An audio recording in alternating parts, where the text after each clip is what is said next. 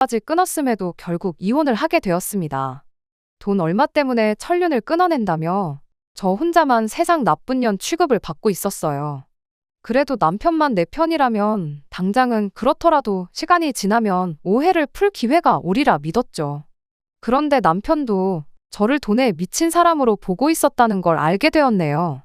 설마 제가 정말 돈 얼마 아까워서 그랬다면 정말 말을 안 하겠는데. 좋은 사람이라 믿었건만 팔이 안으로 굽는 건지 핏줄은 못 속이는 건지 남편 또한 자기 가족들과 별반 다를 것 없는 사람이었습니다. 그래서 결국 이혼을 결정했어요. 어차피 이렇게 될 거 시댁과 연을 끊는 게 아니라 그때 아예 이혼까지 해버릴 걸. 괜히 저만 중간에서 남편과 그 가족들 이간질한 사람이 돼가지고 욕이란 욕은 다 먹고 그리고 나서 이혼까지 하게 되었네요. 남편은 결혼정보회사를 통해 만나게 되어 그렇게 결혼까지 하게 되었습니다. 주변 사람들을 통해 소개받아서 이거 재고 저거 재고 하면서 눈치게임 하듯이 자기가 가진 거 하나 보여주고 내가 뭘 얼마나 갖고 있는지 하나 알아내고 그런 식으로 서로 간보고 재고 그러는 것보다 그냥 처음부터 오픈할 수 있는 거 죄다 오픈하고 만나는 게 오히려 감정 소모도 적고 시간 낭비도 덜하지 않나 하는 생각이었습니다. 그때는 거기까지는 생각 못했죠. 진짜 중요한 건 종이에 적을 수 있는 수치적인 것들이 아니라 거기에 적을 수 없는 것들이란 걸 말이죠. 남편을 처음 소개받고 나서 몇 달 정도를 더 만났고 그렇게 결혼 준비를 시작하게 되었습니다. 남편 자체만 두고 보면 조건도 저랑 비슷했고 시부모님 또한 괜찮은 분들이셨어요. 그때까지는 이렇게 좋은 사람들한테 돌연변이 같은 성격 괴팍한 아주버님이 있다는 사실을 전혀 몰랐습니다. 한참 결혼 준비를 하던 시기 양가에 인사드리고 상견례 마친 지 얼마 지나지 않아서 시모가 저만 혼자 따로 불러내서 혹시 결혼 자금으로 얼마나 모아놓았는지 그런 걸 물어왔어요. 어차피 결정사 통해 만나면서 남편은 이미 대충 제 재산이 어떻게 되는지 알고 있던 상황이라 시어머니한테 숨길 것까진 없다 생각했습니다. 그래도 알려드리면서 이건 왜 물으시냐고 물어봤어요. 시어머니는 남편이로 있는 아주버님이 아직 미혼이라 그렇다며 너네들 결혼하는데 크게 지원을 못 해줄 것 같아서 둘이 합쳐 얼마나 있는지 알고 싶어 물어본 거라고 대답하셨죠. 원래는 두 자식들 나이 순으로 먼저 결혼을 시키고 싶었는데 아주버님이 결혼을 안 하는데 그렇다고 동생인 남편까지 노총각으로 살게 할 수는 없으니 결혼을 허락해 준 거랍니다. 그런데 그 와중에 동생 결혼한다고 큰 돈 지원해 준 걸 아주버님이 알면 집안 분위기가 안 좋아질 것 같아서 그러는 거라는 말과 함께요. 애초에 30 넘어서 하는 결혼이었다 보니 경제적으로 부족한 건 없었어요. 남편도 저랑 비슷한 조건의 사람을 소개받은 거다 보니 더더욱이 그랬고요.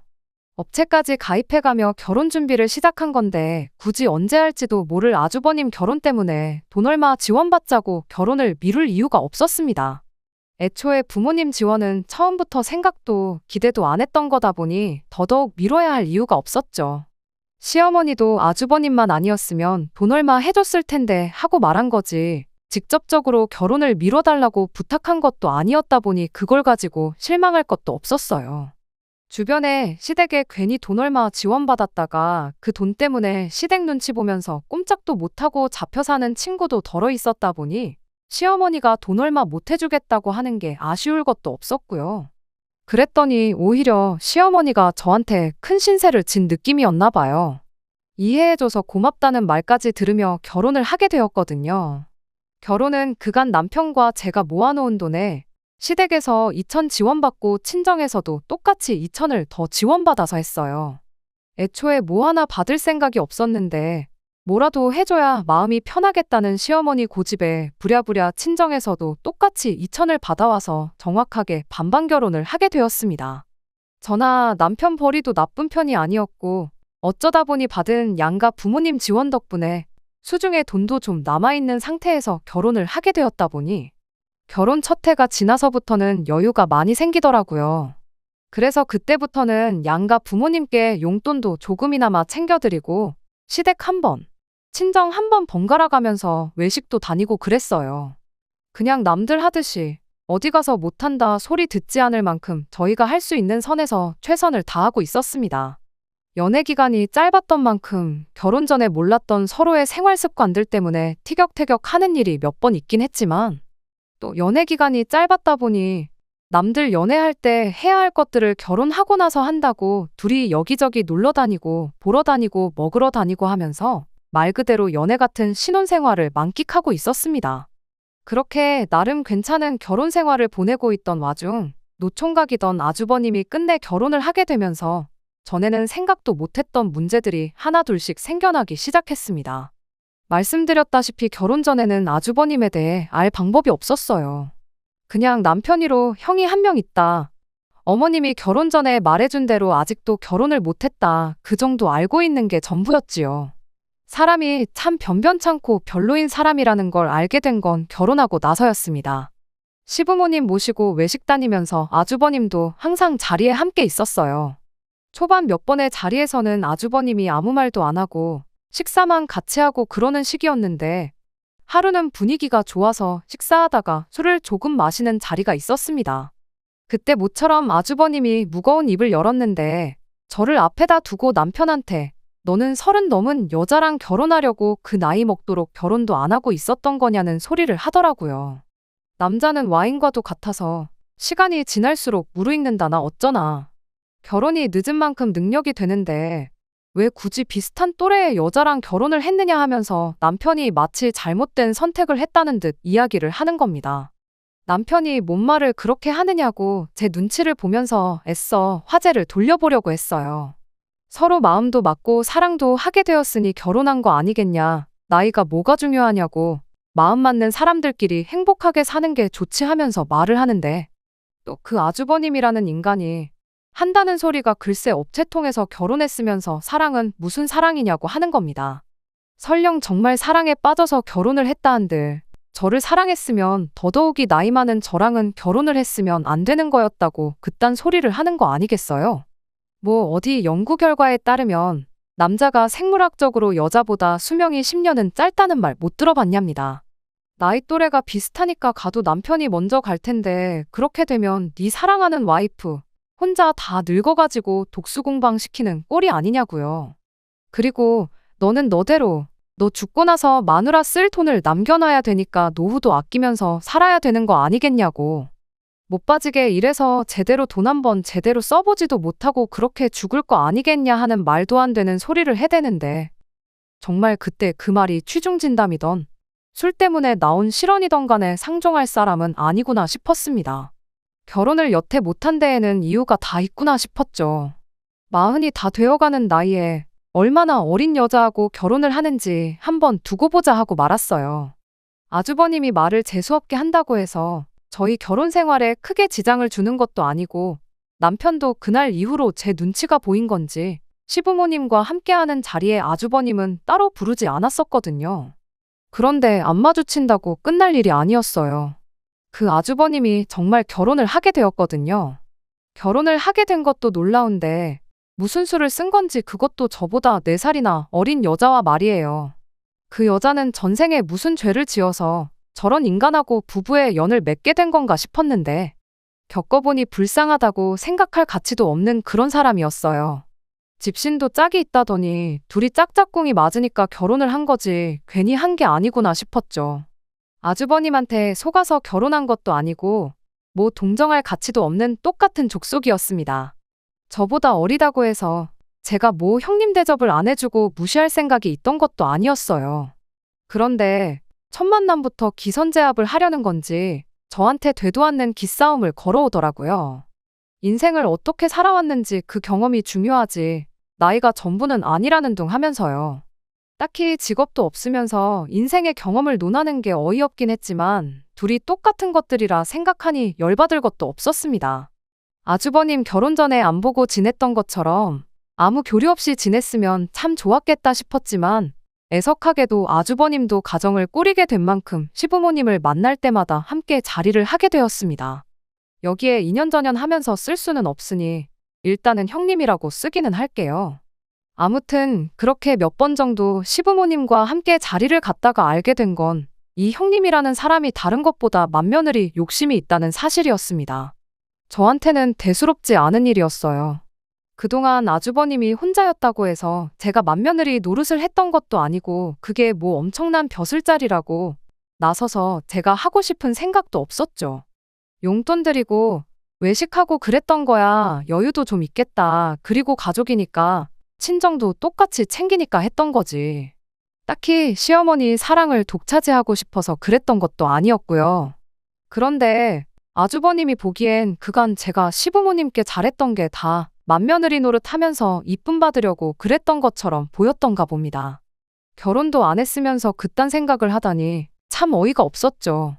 아무튼 제가 그렇게 느낀 이유가 뭐냐면 그 형님이라는 사람이 제 일거수일투족을 견제를 하고 동시에 자기가 잘했다 싶은 일에는 그렇게 생색을 냈기 때문이에요.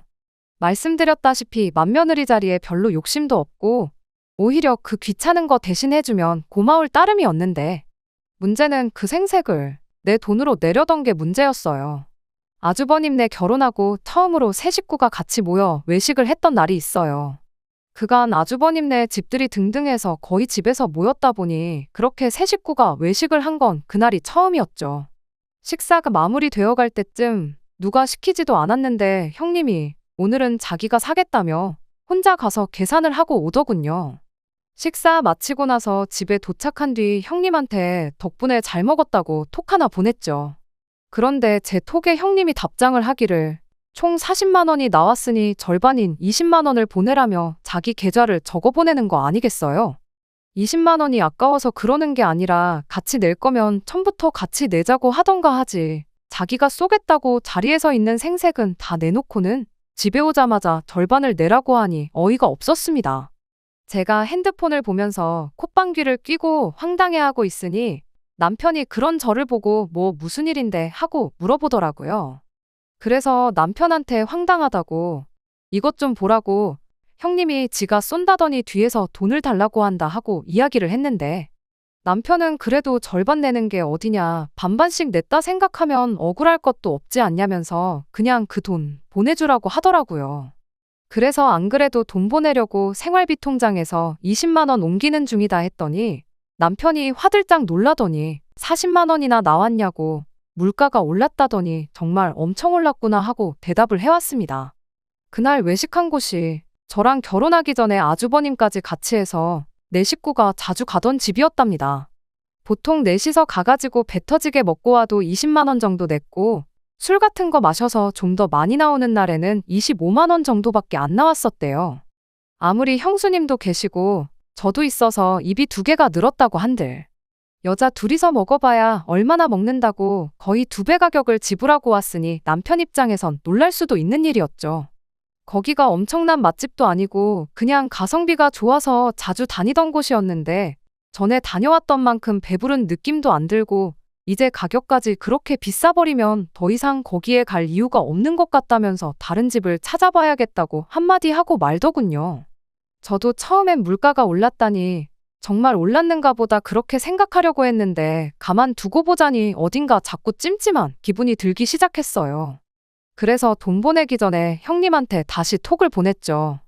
혹시 영수증 좀 볼 수 있겠냐고요. 그랬더니 형님이 답장은 안 하고 저한테 전화를 걸어서는 지금 사람 의심하는 거냐고 짜증을 내는 거 아니겠어요? 물론 찜찜해서 영수증을 보여달라고 한 건 사실이지만 형님한테는 그런 게 아니고 우리 남편 말이 원래 자주 가던 집이고 돈이 그만큼 안 나왔었다길래 가격이 얼마나 오른 건지 한번 보려고 그런다 대답했죠. 많이 올랐으면 앞으로 거기 말고 다른 집을 찾는 게 좋을 것 같아 그러는 거라고 그렇게 말했더니 형님이 요즘 누가 계산하고 영수증을 받아오냐고. 가격 같은 거 인터넷 찾아보면 다 나오는 건데 뭘 영수증을 보여달라고 하느냐 짜증을 내는 거예요.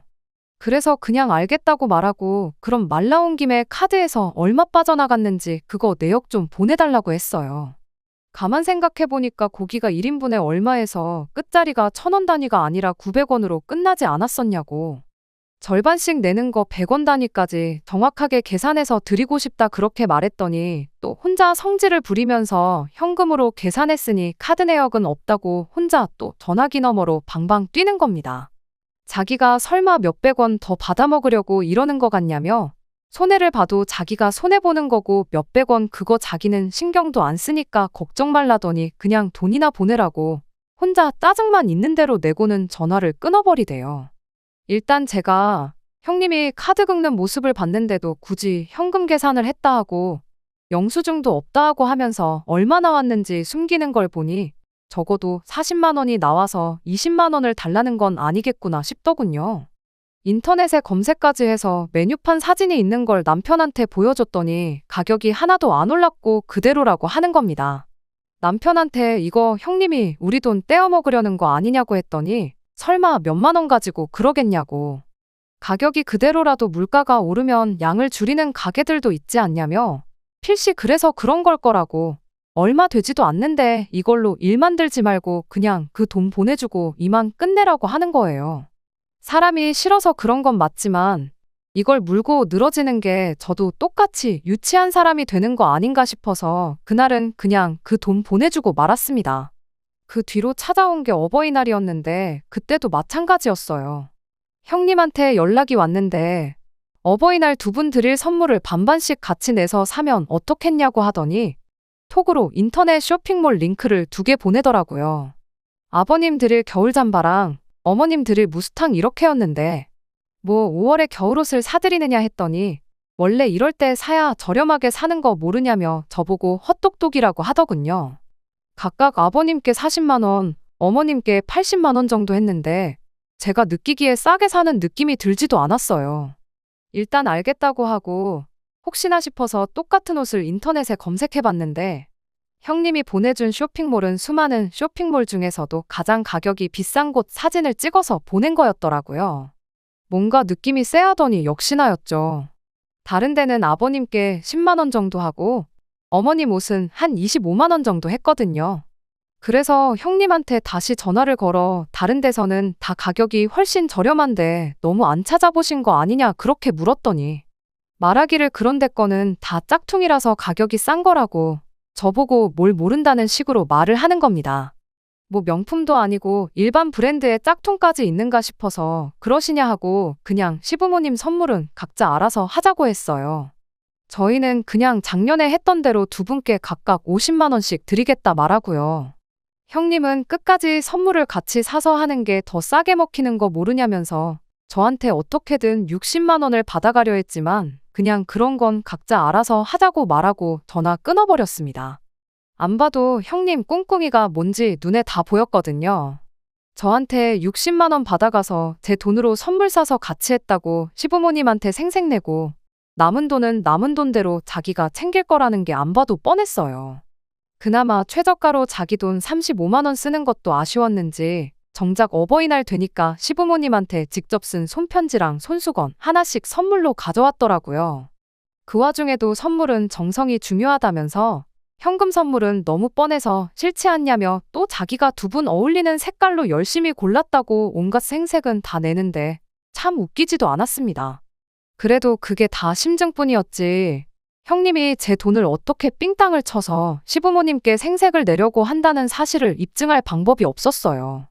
남편은 항상 형님네한테 너무 적대적인 거 아니냐며 좋은 마음으로 그러는데 제가 너무 색안경을 끼고 본다는 식으로 말을 하고는 했거든요. 남편이 직접 그 인간들이 무슨 속셈으로 저러는지 직접 알려주고 싶은 마음이 가장 컸던 것 같아요. 그러다 어느 날 기회가 찾아왔습니다. 아주버님네가 결혼을 하고 처음 맞는 시아버지의 생신을 며칠 앞두고 있던 언젠가였어요. 평소 하던 대로 두 분 모시고 외식을 다녀올 생각에 주변에 적당한 맛집을 찾고 있던 중이었죠. 그때 때마침 형님한테서 전화가 걸려왔습니다. 이번엔 또 선물로 뭘 같이 반반씩 내자고 할지 생각하고 있었는데 그게 아니고 작년 아버님 생신에는 제가 뭘 했느냐고 물어보더라고요. 그래서 안경 하나 바꿔드리고 밖에 나가서 외식하고 왔다고 대답을 했죠. 제 대답에 형님은 갑자기 며느리의 도리에 대해서 일장연설을 늘어놓기 시작했어요. 한마디로 줄이자면 너는 정성이 없다. 그냥 무조건 돈으로 때우려고만 한다 하는 소리였죠. 그러면서 한다는 소리가 이번 아버님 생신이 자기가 결혼하고 처음 맞는 집안 행사이니만큼 자기는 직접 자기 손으로 아버님 생신상을 차려드리겠다는 소리를 하더라고요. 저한테 무슨 대답을 듣기 위해 전화까지 한 건지 모르겠어서 그러시냐고 참 대단하다고 마음에도 없는 칭찬 한마디 해주고 열심히 준비하시라고 응원까지 해주고 전화를 끊으려고 했어요. 맛집 찾는 것도 일이었는데 저한테야 번거로운 일거리 하나 줄어드는 거나 마찬가지라 좋을 것도 나쁠 것도 없었거든요. 그런데 형님이 전화를 안 끊고 가만히 있더라고요. 할 말 다 하셨으면 전화 끊겠다 하고 통화 종료 버튼을 누르려는데 난데없이 저한테 돈을 보내라는 겁니다. 그 말에 저한테 뭐 맡겨놓은 거 있느냐고 바로 대답을 했죠. 그랬더니 그게 아니고 자기가 장봐오고 음식하고 그런 건 다 할 테니 저는 재료값을 내라는 소리를 하더라고요. 다짜고짜 돈부터 보내라니 저 인간이 무슨 속셈으로 저러는가 대번에 눈치를 챘어요. 그래서 제가 형님한테 이렇게 말했습니다.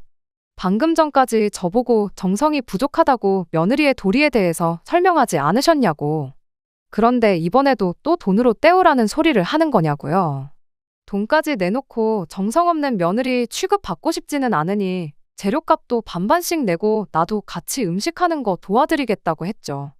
이왕이면 장 보는 것도 같이 하자고 수고를 똑같이 해야지 괜히 뭐 하나 덜해가지고 정성 부족한 며느리가 되고 싶지는 않다고 계속 형님 속을 긁어댔어요. 그 와중에 잔머리는 얼마나 잘 돌아가는지 아버님 생신 당일에 깜짝 파티를 열 생각이라고 준비는 같이 한 걸로 할 테니까 그런 부분은 걱정 말라면서 끝까지 돈만 대라는 식이었습니다. 말인즉슨 평일에는 제가 출근을 해야 하니까 음식 준비를 같이 못한다는 소리였죠. 형님이야 직장이 없으니 남아도는 게 시간이잖아요.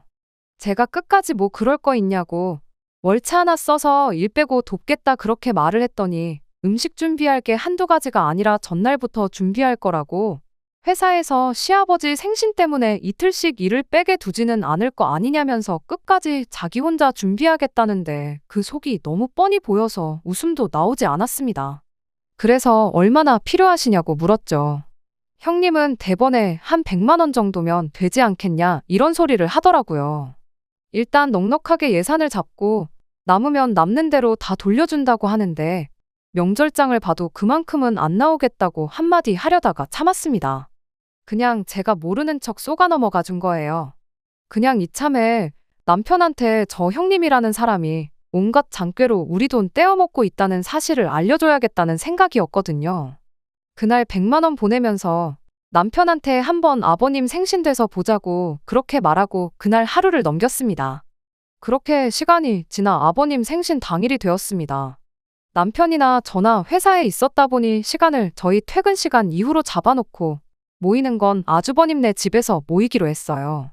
그래도 100만 원이나 달라고 했으면 어느 정도 임금님 수라상 흉내 정도는 냈을 거라고 생각했는데 소고기는 그냥 담궜다가 뺀 건지 고기 부스러기만 둥둥 떠다니는 미역만 잔뜩인 미역국에 예산을 100만 원을 뜯어갔으면 못해도 갈비찜 정도는 한 소치 있을 줄 알았는데 누가 봐도 마트에서 데워놓고 파는 거 사왔구나 싶은 불고기가 올라와 있었고 그나마도 밑반찬들은 반찬 가게에서 파는 것들 뿐이고 탕수육이라고 해놓은 것 또한 형님 솜씨가 아니라 누가 봐도 동네 중국집에서 파는 거 전날에 미리 식혀뒀다가 전자레인지로 데워서 낸 게 다 티가 났어요. 가짓수는 많았지만 100만 원을 다 썼다고 하기엔 장 보는데 30만 원도 안 들었을 음식들을 생신상이라고 차려냈으니 어이가 없었습니다. 그렇다고 형님 망신살 주자고 거기다 대고 내가 100만 원이나 보냈는데 이것밖에 못 차렸냐고 타박을 하기도 뭐해서 그냥 아무 말도 안 하고 가만히 있었어요. 남편도 뭔가 느끼는 바가 있는지 표정이 조금 안 좋아 보이는 모양이었죠. 그런데 시부모님이 차려진 상을 보더니 형님더러 고생이 많았다고 칭찬을 해주시더라고요. 뭐 거기다 대고 차린 게 이거밖에 없냐고 타박을 주실 분들도 아니고 그냥 그 수고를 헤아려 주시는 거구나 싶었죠. 그래도 그날 전화로 분명히 같이 한 걸로 하겠다고 돈이나 보태라고 그렇게 말까지 해놓고 정작 시어머니가 그렇게 한마디 해주신 말에는 자기가 혼자 다 했다는 식으로 대답을 하는 겁니다. 돈도 돈이지만 직접 만든 게 밖에서 사 먹는 거에 비할 수 있겠냐며 자기가 요리를 잘 못하지만 정말 정성 들여 준비한 거라면서요. 그러면서 저를 콕 집어서 동서는 일하느라 바쁘니 이런 건 맏며느리인 자기가 챙겨야 하는 거 아니겠냐며 또 생색을 내는 거 아니겠나요. 굳이 직접 만든 게 밖에서 사 먹는 거에 비할 수 있겠냐는 소리를 하는 것도 저를 노리고 했던 말이라는 걸 굳이 묻지 않아도 알 수 있었습니다. 식사 마치고 나서는 케이크를 꺼내왔는데 케이크라고 뭐 어디 호텔 베이커리에서 시킨 것도 아니고 그냥 동네 어디에나 있는 체인점 케이크를 꺼내오더라고요. 그래도 분위기는 좋았다 보니 거기다 대고 구태여 찬물을 끼얹고 싶은 생각은 없어서 가만히 있었어요. 적어도 남편이 저 형님이라는 인간이 어떻게든 우리 돈은 돈대로 떼먹고 생색은 있는 대로 내는 사람이란 걸 알게 되었으니 소기의 목적은 달성했구나 싶어서 그걸로 끝내기로 했죠. 아니나 다를까 집에 갈 때 되니 형님이 장보고 남은 돈이라며 3만 원을 제 손에 쥐어주더라고요. 그 음식에 97만 원이나 쓴 거냐고 영수증이나 있으면 보여달라고 했더니 저보고 살림을 안 하니까 이런 기본적인 것도 모른다며 생색을 내면서요. 시장 같은 데서 현금 주고 사면 마트 같은 데보다 엄청 싸게 살 수 있는 거 모르냐면서 죄다 현금으로 사가지고 영수증이 따로 없다는 소리를 하는 거 아니겠어요? 아니 뭐 싸게 사기는 뭘 싸게 샀냐고. 그 상차림에 97만 원이면 아주 바가지를 써도 엄청나게 쓴 거 아니냐고. 시장 사람들이 형님 완전 호구 잡아서 그 돈으로 잔치를 벌였겠다고 빈정거리면서 한마디 했더니 또 혼자 부들거리면서 자기 인건비는 생각을 안 하냐고 따지고 들더라고요. 인건비라니 무슨 소리냐고 했더니 장봐오고 음식하고 그런 거부터 이제 너네들 가고 나면 6식구 먹은 뒷정리까지 내가 다 해야 하는데 그 인건비도 다 포함시켜서 그 돈을 달라고 했다는 겁니다. 어이가 없어서 인건비 같은 소리 하고 있다고 한마디 해줬어요. 시아버지 생신상 차리는데 누가 인건비를 받고 일을 하냐고요. 딱 봐도 장 보는 거 30만 원도 안 들은 것 같은데 생신상 한 번 차리고 70만 원 받는 사람이 세상에 어디 있냐고. 당장 내일부터 회사 그만두고 일당 70만 원씩 받으면서 생신상이나 차리러 다녀야겠다고 그렇게 한마디 했죠. 감정이 격해지기 시작하니까 서로 언성이 높아지기 시작했고 결국엔 저희가 티격거리는 소리에 시부모님까지 그 광경을 목격하게 되었습니다. 제가 그 자리에서 시부모님까지 다 같이 해서 잘잘못을 따지자는 것도 아니었고 형님의 실체를 까발려서 망신사를 주려던 생각도 더더욱 아니었습니다. 생색은 얼마든지 내도 좋지만 단지 돈 계산만큼은 똑바로 했으면 좋겠다는 취지였어요. 돈 얼마 속여가지고 내 돈 뒤로 챙기지 말라고요. 그런데 아주버님이 먼저 그깟 돈 얼마 가지고 다른 날도 아니고 아버지 생신날 이 하극상을 부리는 거냐면서 손윗동서가 자기보다 어리다고 질투나서 그러냐는 듯이 저를 몰아가기 시작하더군요. 이어서 시부모님까지 형님 편을 들어주는 거예요. 애가 잘하려고 그런 건데 돈 좀 더 내고 덜 내고 하는 게 뭐가 중요하냐면서요. 너네야 맞벌이에 돈도 잘 버니 돈 얼마 더 쓰는 거 아까운 거 아니지 않냐고. 첫째는 저희랑 다르게 외벌이라 경제적으로 쪼들려서 그러는 건데 가족끼리 그냥 좋게 넘어가면 되는 거지 이게 다 무슨 꼴이냐면서요. 아무튼 결국 그렇게 저 혼자만 돈 얼마 더 쓰는 게 싫어가지고 가족들 모인 날 분란이나 만드는 그런 사람이 되어버렸습니다. 아주버님이 참 싫었는데 그래도 그 와중에 지 마누라라고 형님 편 들어주고 마침 그때 꺼낸 그 한마디 덕분에 시부모님까지 그런 식으로 저한테 말하신 거 아닌가 싶었어요. 내 남편이 거기서 한마디라도 내 편을 들어줬더라면 적어도 그런 소리까지는 안 들었었을 텐데 싶고 실망이 이만저만이 아니었습니다. 그 뒤로는 뭐 형님네는 물론이고 덩달아 시부모님까지 보고 지내는 게 굉장히 껄끄러운 상황이 되었어요. 저는 그동안 아주버님이 결혼하기 전부터인 저희 결혼하자마자부터 나름 제가 할 수 있는 도리를 다한다고 없는 시간까지 할애해가며 시댁에 잘했다고 생각했는데 참 그간 제가 뭘 했던 건가 싶고 그런 생각이 드니 구태여 제가 나서서 이 오해를 풀고 싶은 생각도 안 들었어요. 그렇게 시댁과 연을 끊다시피 살게 된 게 그 후로 반년입니다. 그중 시어머니 생신이 있었고 명절이 한 번 있었어요.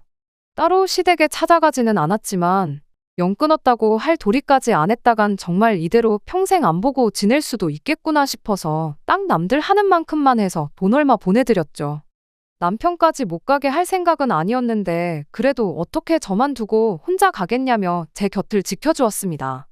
그날 내 편에 서서 말 한마디 안 해준 게 원망스러웠지만 그 후로 이렇게 정성인 남편한테 미안하고 고마운 마음이 컸어요.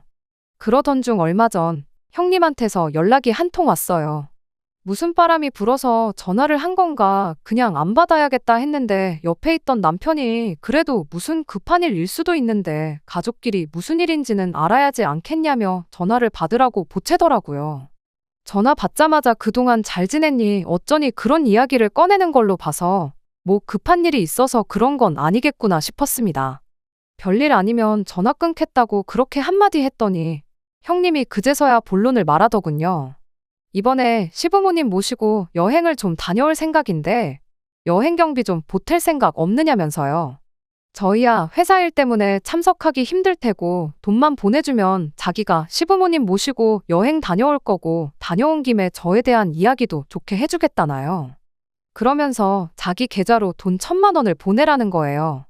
난데없는 액수에 뭐 어디 유럽 같은데 모시고 가는가 했더니 제주도를 그것도 고작 4박 5일 다녀오면서 돈 1,000만 원을 내라는 소리를 하고 있던 겁니다. 이번엔 반반씩 내자는 소리를 따로 안 하는 걸로 봐서 아예 그냥 저희들 돈으로 시부모님은 물론이고 자기들 돈까지 내달라는 소리나 다름없었지요. 그리고 설령 그렇다고 한들 4인 가족이 어디 유럽도 아니고 제주도 꼴랑 4박 5일 다녀오는데 돈 1,000만 원이 무슨 소리인가 싶어서 대번에 헛소리 하려고 전화한 거면 그냥 끊겠다 말하고 전화를 끊어버렸습니다. 그런데 옆에 있던 남편이 왜 그냥 전화를 그런 식으로 받냐면서 저한테 뭐라고 한마디 하는 거예요. 그래서 방금 저 사람이 뭐라고 했는 줄 아느냐? 시부모님 모시고 4박 5일 제주도를 다녀올 계획인데 여행 경비로 1,000만 원을 입금하란다. 그래서 헛소리 말라고 하고 끄는 거다 하고 설명을 해줬죠. 그랬더니 남편이 돈 얼마가 나오든 뭐가 중요하냐면서 그냥 그 돈 보내주고 가족들하고 화해를 하면 안 되겠냐는 겁니다. 형수님이 여행 계획 세우고 2분 모시고 다니고 하면 고생이지 않겠냐. 그리고 지난 반년 동안 어머니 생신도 안 챙겼지. 명절도 안 챙겼지. 형수님 혼자 고생했을 텐데 수고비 명목으로 돈 얼마 준다고 생각하면 아까운 거 하나도 없지 않느냐는 말도 안 되는 소리를 하는 거 아니겠어요? 남편이 가족들하고 멀어지니 조바심이 나서 저럴 수도 있다는 거 10분 이해는 하지만 차라리 그럼 그 돈 주고 가족들하고 화해한다고 생각하면 되는 거 아니냐고 단도직입적으로 말하지. 형수님이 앞으로 고생할 거, 그동안 고생할 거 따져가면서 수고비 타령을 하니 그간 고맙고 미안하고 했던 마음도 사라지고 아무리 남편이라고 해도 정이 뚝 떨어지더라고요. 그래서 미쳤냐고 언제부터 시부모님 챙기는 게 수고비 받고 하는 일이었느냐고 한마디 따졌습니다. 그렇게 따지면 아주버님 결혼하기 전에 내가 시부모님 챙기고 그랬던 거 수고비는 누구한테 청구하면 되는 거냐고요. 그랬더니 남편이 우리가 그동안 무슨 효도를 했냐고 다 돈으로 대충 때우기만 했지 않냐면서 그런 건 수고비 따질 게 아니라는 겁니다.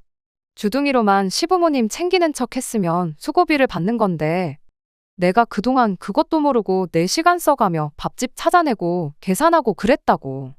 이럴 줄 알았으면 그냥 나도 형님처럼 하는 척이나 하고 당신한테 수고비나 땡겨받을 걸 그랬다고 한껏 빈정거렸죠.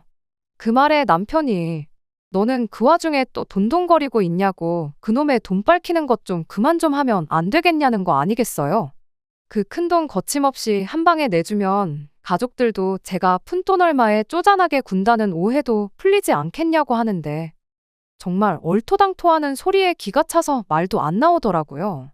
설령 1,000만 원이 아니라 돈 얼마 주고 풀릴 일이었다고 한들 그렇게까지 해서 풀고 싶은 생각일랑 없다고.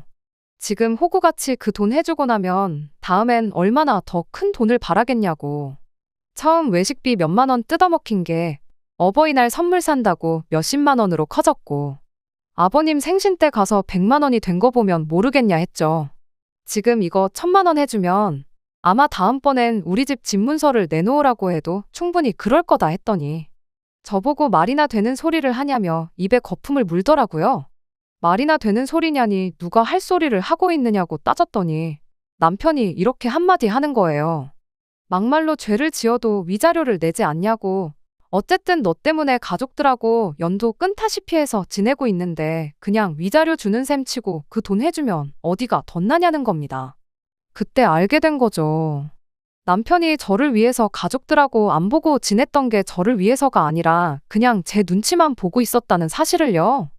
남편은 그저 제가 시부모님한테 잘하겠다는 형님한테 돈 100만 원 주는 게 아까워서 시어머니 사랑을 독차지하는 형님이 부러워서 그러는 거라고 자기 가족들하고 똑같이 생각하고 있었던 거예요. 돈 100만 원 때문에 가족들하고 말도 못 섞게 하는 나랑 더 살아서 뭐 하겠냐고 그냥 그 길로 남편한테 이혼 선언 해주고 이왕 이렇게 된 거 네 형수한테 돈 1,000만 원 네 돈으로 해주라고 한마디 했어요.